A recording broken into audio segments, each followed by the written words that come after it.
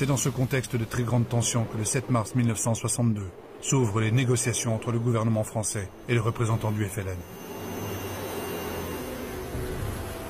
Ils se réunissent dans la station thermale d'Évian-les-Bains. C'est Krim Belkacem, ministre de la guerre du GPRA, qui conduit la délégation algérienne. Et c'est Louis Jox, ministre de l'Algérie, qui représente la France.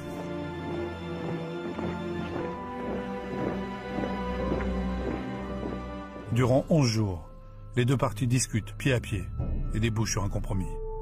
Le cessez-le-feu immédiat pour tout le territoire et la mise en place de l'indépendance par référendum. La France pose deux conditions. La protection des populations européennes d'Algérie et le droit d'exploiter le Sahara pendant 6 ans. En contrepartie, le FLN obtient la poursuite du plan de Constantine, c'est-à-dire l'achèvement de l'aide économique de la France. L'accord est signé le 18 mars 1962.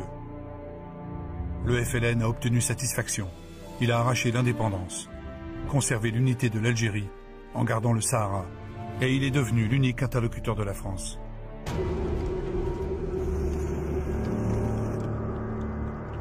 Le matin même de cette signature, 197 attentats sont commis en Algérie. L'OAS vient de s'engager dans un dernier combat. Fou, désespéré.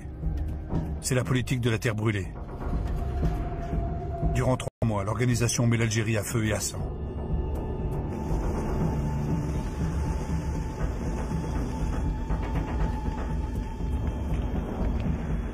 De son côté, le FLN réplique. C'est le début d'une série d'enlèvements de civils français. Alors que la guerre semblait s'achever, de nouveau c'est l'engrenage, de nouveau la terreur. À Alger, le 26 mars 1962, l'OAS organise une grève générale et un grand rassemblement.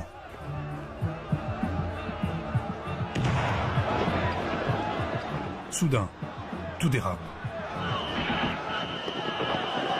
La rue d'Isly s'embrase.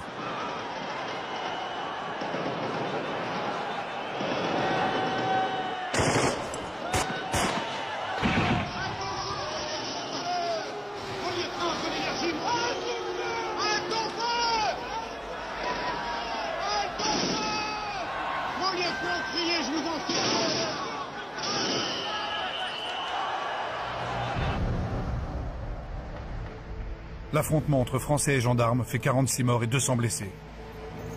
Un traumatisme. Des Français s'entretuent en Algérie.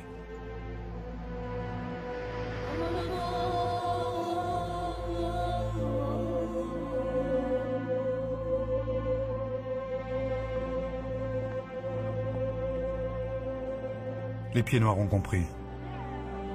Pris en étau entre toutes les violences de l'OAS, celle du FLN et l'indépendance à venir, ils n'ont plus leur place dans ce pays qu'ils aiment tant.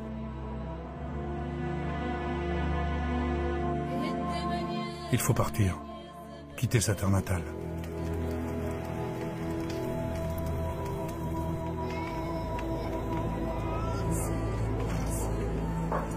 Ces centaines de milliers de Français abandonnent tout. Leur pays, leur maison, leur travail et leur mort. C'est un aller sans retour vers cette France que la majorité d'entre eux n'a jamais connue.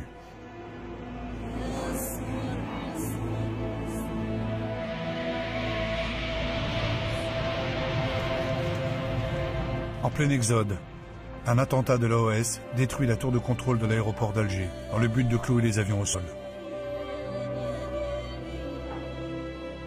Les départs sont un temps interrompus. Et pourtant, il faut partir. Tous les moyens sont bons, y compris les embarcations de fortune, les bateaux de pêcheurs.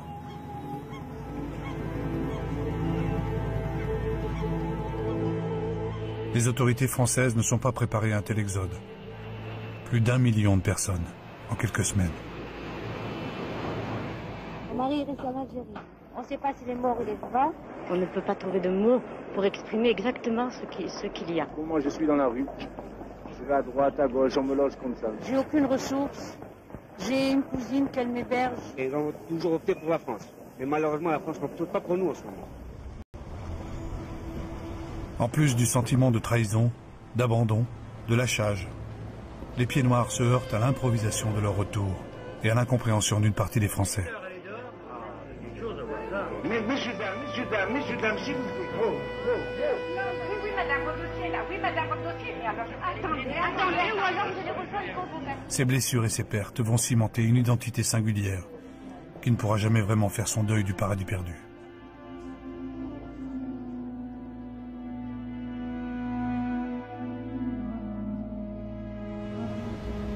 L'immense sauve qui peut des pieds noirs va s'intensifier avec l'ultime référendum proposé aux Algériens, celui sur l'indépendance.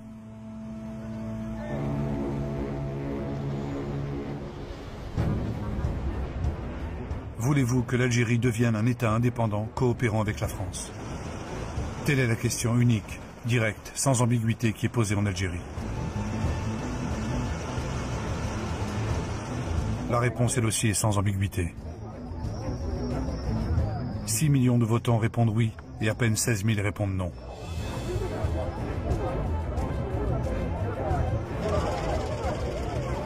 L'indépendance est approuvée à 99%.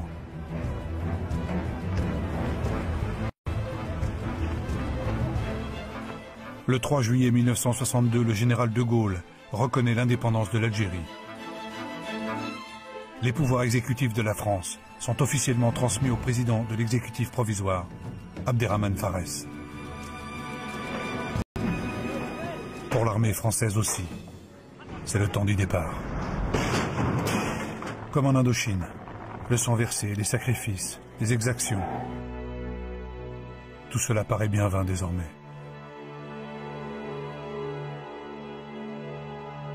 Pour ces hommes, à qui on a beaucoup demandé, il faudra vivre avec les fantômes, les morts, les cauchemars.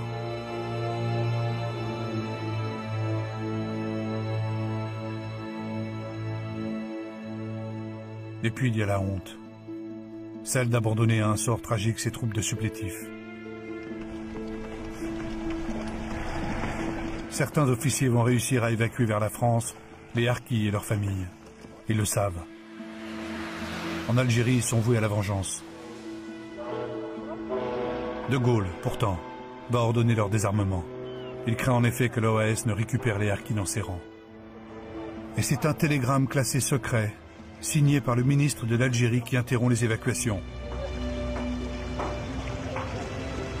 Demande à haut-commissaire de rappeler que toute initiative individuelle tendant à installer en métropole des Français musulmans sont strictement interdites. Aviser tout chef SAS et commandant d'unité. Après l'indépendance, des dizaines de milliers de harkis vont être massacrés par le FLN, qui les considère comme des traîtres.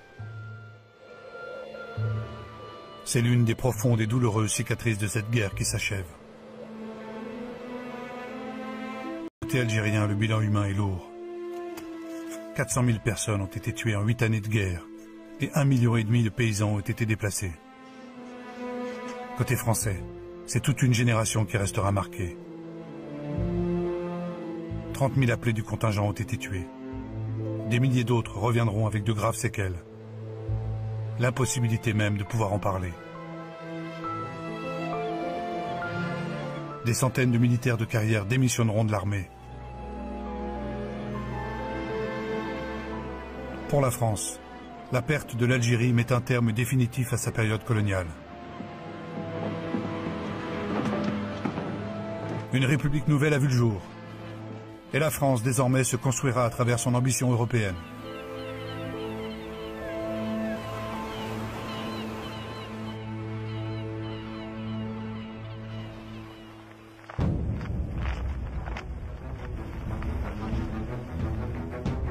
L'indépendance de l'Algérie est officiellement proclamée le 5 juillet 1962.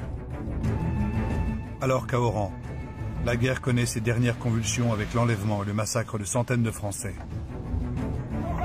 Partout ailleurs, c'est une liesse immense.